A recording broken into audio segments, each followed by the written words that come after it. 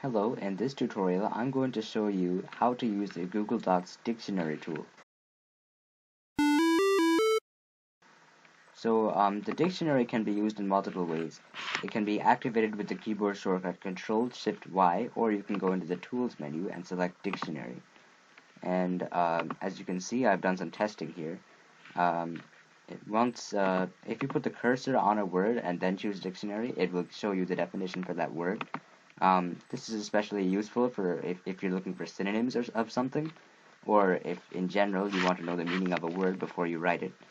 And if I close this, I can also select and then right click on a word and then choose define the word, and it'll also show in dictionary. This is a really simple and short tool, easy to use tool, and it's a short tutorial hence. So that's about it. Thanks for watching.